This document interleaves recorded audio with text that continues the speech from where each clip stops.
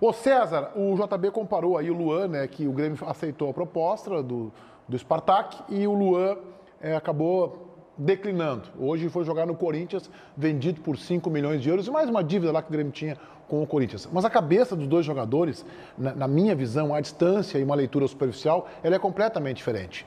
O Everton me parece mais preparado emocionalmente para ir para fora do país do que o Luan estava à época e talvez, inclusive, do que o Luan, com 26 anos, esteja hoje. Primeiro, graças a Deus, né? Que ele não aceitou, que o Luan não quis, porque 4 meses depois o Luan fazia o gol lá na Fortaleza contra o Lanús e virava o Rei da América. Com relação ao Everton, não tem o que fazer. O Everton tem vontade de ir para a Europa, recebe a proposta de uma equipe que ontem tu falasse, uma equipe que tem um certo protagonismo, não é dos maiores, mas é um clube que joga a Champions League, que tem boa estrutura. E mais do que isso, o Grêmio precisa vender. A pandemia, e aí é que é a grande surpresa para mim, com relação à proposta, aparecer proposta nesse momento da história do futebol mundial é fantástico. O Grêmio receber aí 25 milhões de euros, mesmo sabendo que o Grêmio tem aí 50% para receber, me parece um grande negócio e o Grêmio vai ter que vender o Everton, que não foi protagonista, como o resultado esportivo do Everton não teve protagonismo, mas foi um grande jogador no período que passou aqui em Porto Alegre. Como assim o Everton não foi protagonista?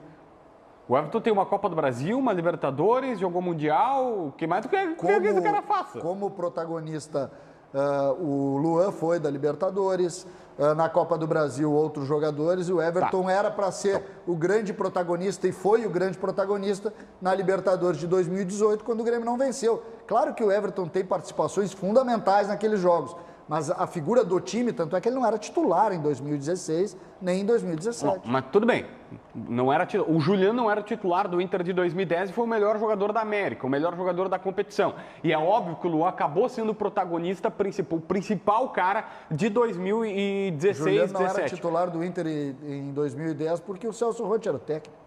Não, ele não era com o Fossati também. Não, tudo bem, mas eu não quero entrar nesse detalhe. O técnico no jogo com o Estudiantes, se não me engano, ele entra depois, ele entra para fazer o gol da classificação. Mas é isso, Meneghete. O Grêmio só foi campeão da Copa do Brasil porque o Everton estava em campo. Fez o gol que classificou contra o Palmeiras. O Grêmio só passa contra o próprio Palmeiras no ano passado porque o Everton estava em campo.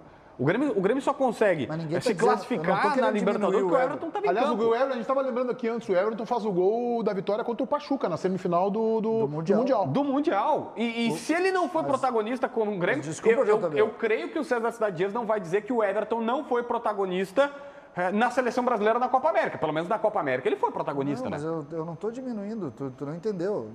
Pelo contrário, eu acho o Everton um jogador fantástico. Para mim, um dos melhores dessa geração.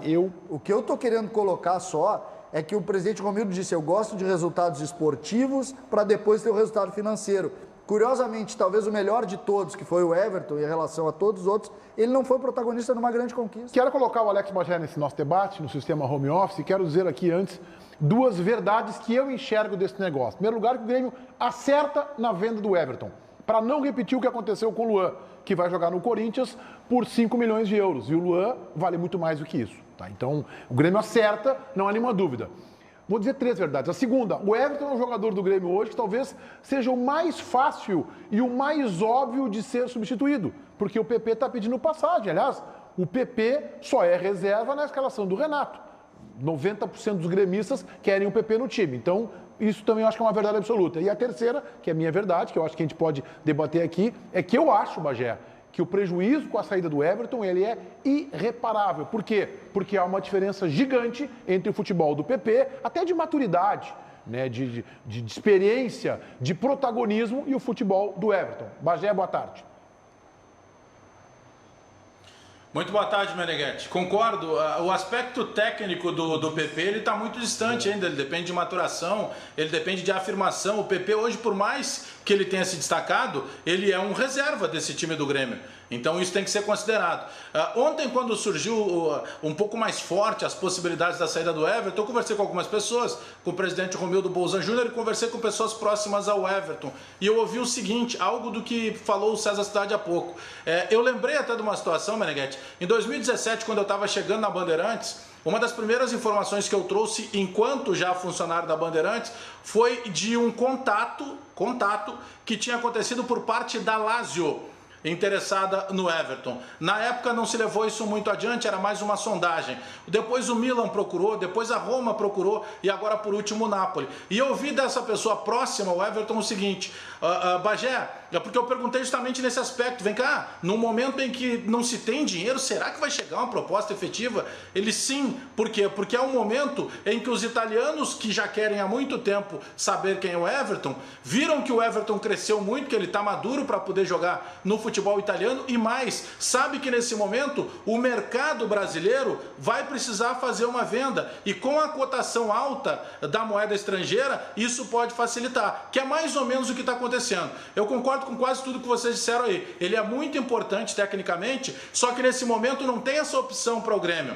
Esse momento o Everton vem para ser o salvador de todo o planejamento que tinha sido traçado e que praticamente foi por água abaixo com a chegada da pandemia. É muito importante para os cofres a venda do Everton nesse momento. Não, concordo, é isso aí, mas eu não vou deixar, tá? Pela minha maneira de analisar.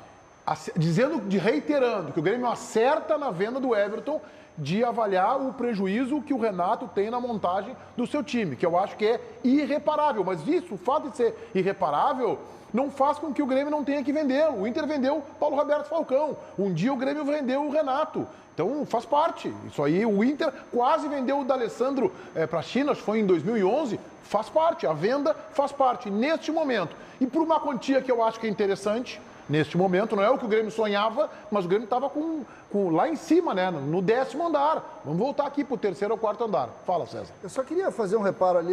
Eu estava vendo o gerador ali que falou: César Cidade Dias disse que Everton não foi protagonista no Grêmio. Não foi exatamente isso que eu disse. Só queria fazer esse reparo. Não, é porque ele não foi protagonista no Grêmio nas grandes conquistas. É uma diferença gigante. Ele é o grande jogador do Grêmio há 3 anos. Ele é o protagonista, ele é o grande, talvez seja o grande homem do Grêmio que deu sustentabilidade nesses últimos 2 anos, resolvendo tantos e tantos jogos. Na minha opinião... Saudades, Roberto Avalone. Não, Everton não foi protagonista, vírgula, nas grandes conquistas. Não, mas é verdade.